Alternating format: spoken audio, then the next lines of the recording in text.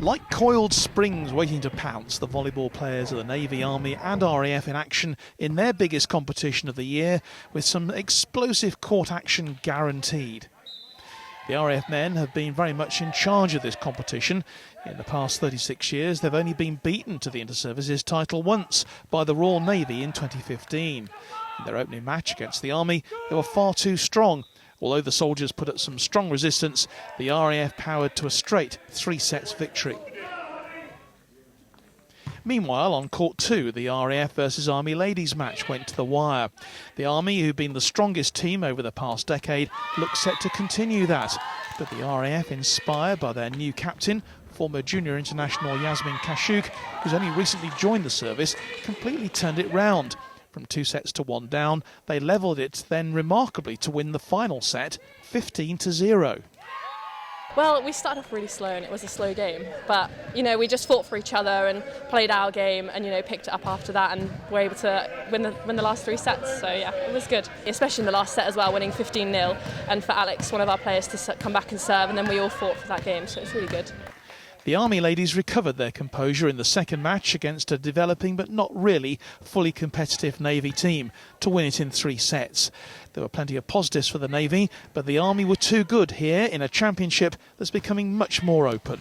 I think that's absolutely brilliant, and as you just alluded to there with the Royal Navy, an improving team, I think that's really healthy for the competition.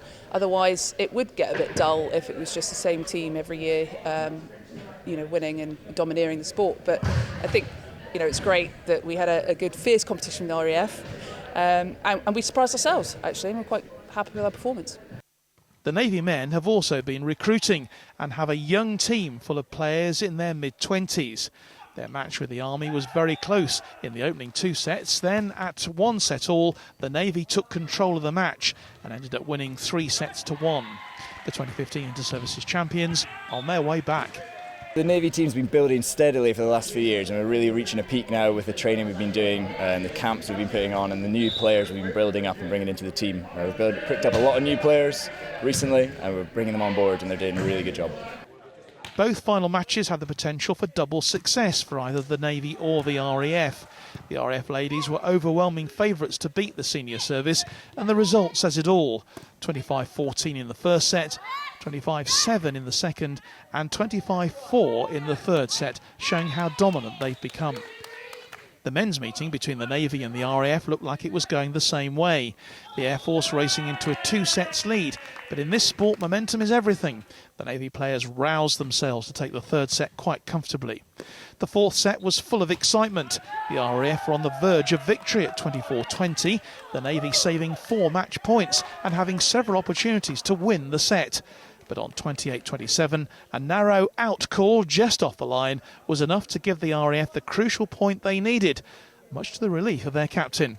Strong serving at the end, and yeah, our pass went, our heads started to go, and yeah, luckily with that last call, it was the win. But yeah, really well played from the Navy. We've got some work to do for next year. Yeah, I look forward to it. The single service volleyball season ends here for another year. For those hoping to be selected for the UCAF teams, it's wait and see time. Forces News, RAF Cranwell.